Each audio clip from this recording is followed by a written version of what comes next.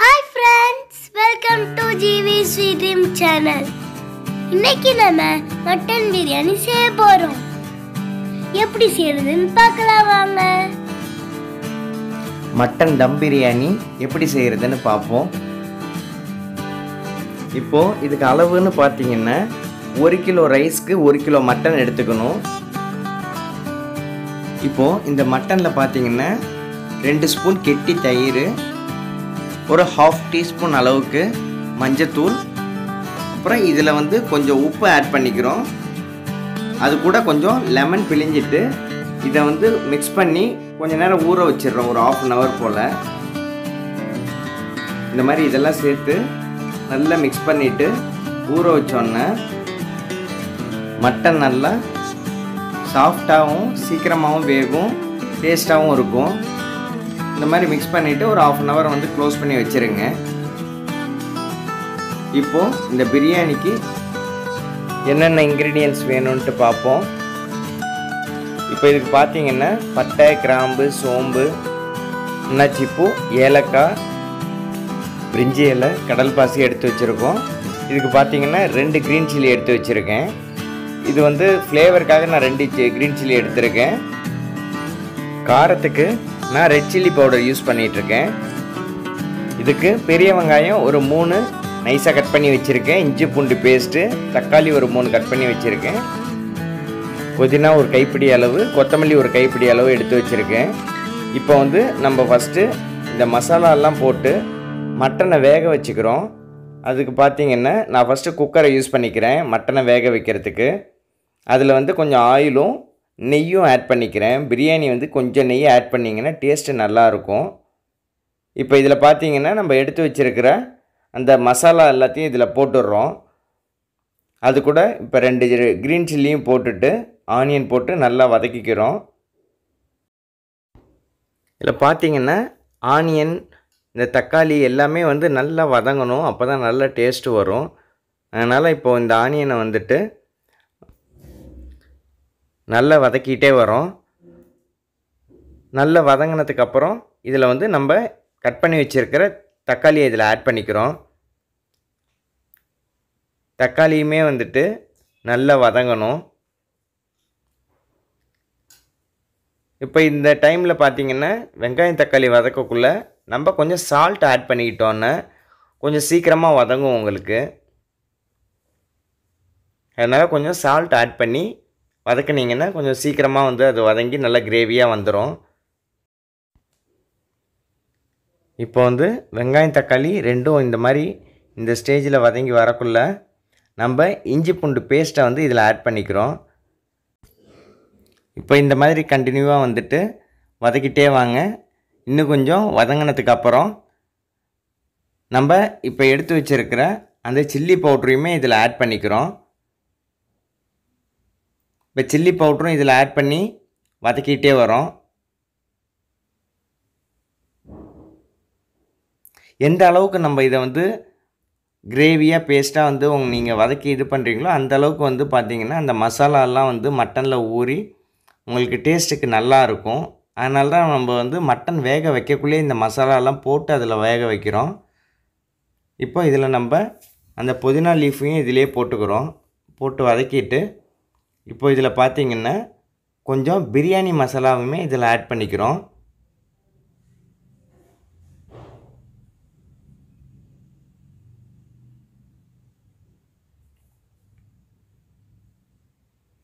இப்போ எல்லா மசாலாவும் போட்டாச்சு, நல்ல கிரேவியாகவும் வந்துடுச்சு.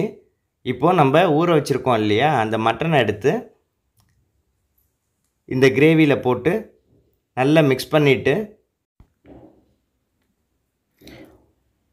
ஒரு 2 மினிட்ஸ் நல்லா அந்த மசாலாவோட மிக்ஸ் பண்ணிவிட்டு இதில் வாட்டர் ஆட் பண்ணி, வாட்டர் இதில் ஆட் பண்ணுறது பார்த்திங்கன்னா குவான்டிட்டி எவ்வளோ ஆட் பண்ணுறோன்றதை நீங்கள் கவுண்ட் பண்ணிக்கோங்க.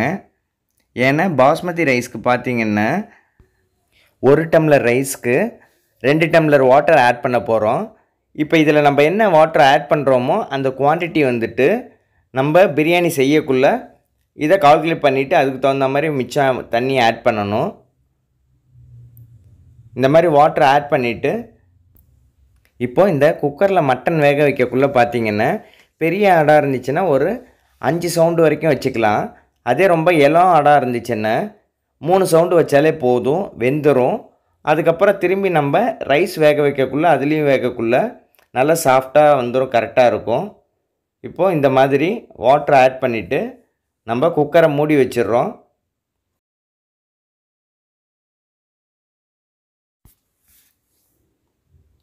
இப்போ பாருங்கள், குக்கரில் வந்து மட்டன் வெந்துருச்சு. இப்போ இதுக்கப்புறம் பார்த்திங்கன்னா நம்ம இந்த வேக வச்ச மட்டனை ஒரு பிரியாணி சட்டியில் ட்ரான்ஸ்ஃபர் பண்ணிக்கிறோம். இப்போ பார்த்திங்கன்னா இந்த பிரியாணி சட்டியில் வந்துட்டு ஆல்ரெடி நம்ம வந்து வாட்டர் ஆட் பண்ணியிருக்கோம். எக்ஸாம்பிளுக்கு இப்போ 1 கிலோ ரைஸ்ன்னு பார்த்திங்கன்னா ஒரு 6 டம்ளர் ரைஸ் வரும். அதுக்கு பார்த்திங்கன்னா 12 டம்ளர் வாட்டர் நம்ம ஆட் பண்ணணும். இப்போது ஆல்ரெடி நம்ம எவ்வளோ வாட்டர் ஆட் பண்ணியிருக்கோமோ அது போக மிச்சம் இருக்கிற வாட்டரை வந்துட்டு இந்த பிரியாணி சட்டியில் ஆட் பண்ணிடுங்க. இப்போ நம்ம வாட்டர் ஆட் பண்ணிட்டோம். இப்போது ஆல்ரெடி நான் வந்து பாஸ்மதி ரைஸை வந்துட்டு வாஷ் பண்ணி எடுத்து வச்சுருக்கேன். அதை இப்போது இந்த பிரியாணி சட்டியில் வந்து நம்ம போட்டுக்கிறோம். அதையுமே இதில் போட்டு மிக்ஸ் பண்ணிக்கிறோம்.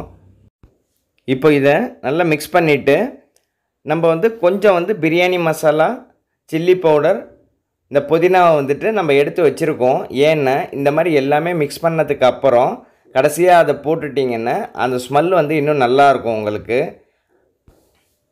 இப்போது இந்த ஸ்டேஜில் பார்த்திங்கன்னா நம்ம அந்த எடுத்து வச்சுருக்கிற மசாலாவை ஆட் பண்ணிக்கிறோம்.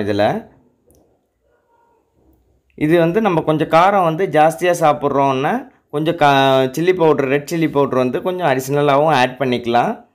உப்பு, காரம் ஒண்டியும் இந்த மாதிரி ஸ்டேஜில் வந்துட்டு நம்ம நல்லா மிக்ஸ் பண்ணிவிட்டு ஒரு கொதி வந்த உடனே டேஸ்ட் பண்ணி பார்த்தோன்னா நம்மளுக்கு கம்மியாக இருக்குன்னா ஆட் பண்ணிக்கலாம்.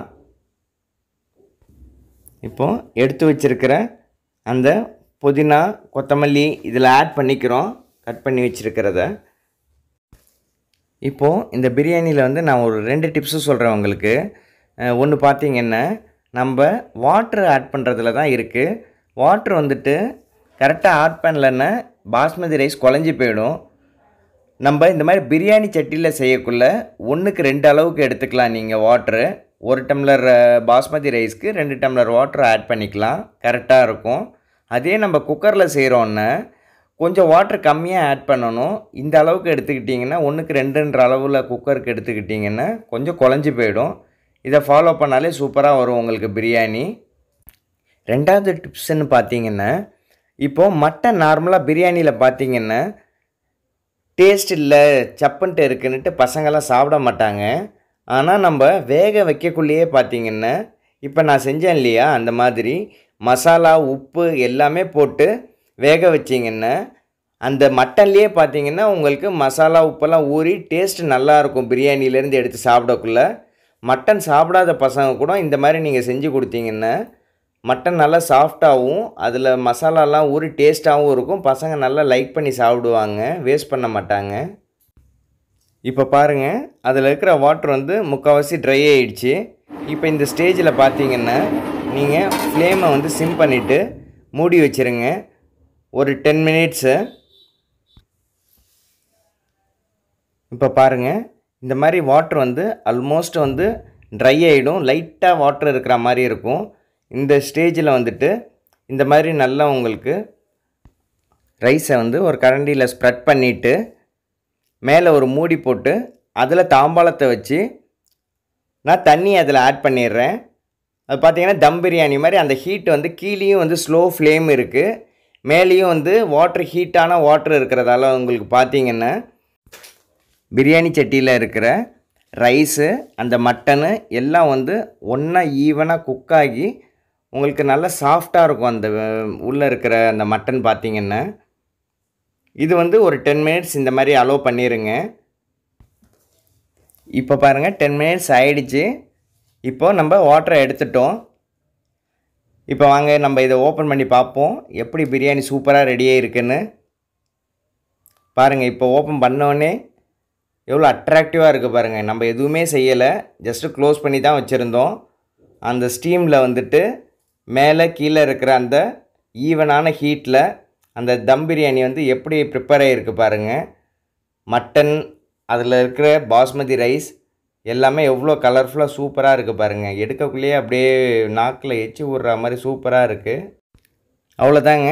இப்போ இதில் நம்ம கட் பண்ணி வச்சுருக்கிற கொத்தமல்லி ஒண்டி லைட்டாக மேலே தூவிட்டு மிக்ஸ் பண்ணி எடுத்தால் கமகமன்னு இப்போது பிரியாணி ரெடி ஆகிடுச்சு. இந்த மெத்தடில் கண்டிப்பாக ட்ரை பண்ணி பாருங்கள். டிஃப்ரெண்ட் டேஸ்ட்டாக நல்லாயிருக்கும். கண்டிப்பாக உங்கள் எல்லாருக்குமே பிடிக்கும். எங்கள் சேனலை சப்ஸ்கிரைப் பண்ணாதவங்க சப்ஸ்கிரைப் பண்ணிக்கோங்க. பக்கத்தில் இருக்கிற பெல் ஐக்கானை ப்ரெஸ் பண்ணிக்கோங்க. அப்போ தான் நாங்கள் போடுற எல்லா வீடியோவும் உங்கள் நோட்டிஃபிகேஷன் பாக்ஸில் வரும். இந்த வீடியோ உங்களுக்கு கண்டிப்பாக பிடிக்கும்னு நம்புகிறேன். இந்த வீடியோ உங்களுக்கு பிடிச்சிருந்தா லைக் பண்ணுங்கள், கமெண்ட் பண்ணுங்கள், உங்கள் ஃப்ரெண்ட்ஸ் அண்ட் ரிலேட்டிவ்க்கு ஷேர் பண்ணுங்கள். தேங்க்யூ ஃபார் வாட்சிங் திஸ் வீடியோ.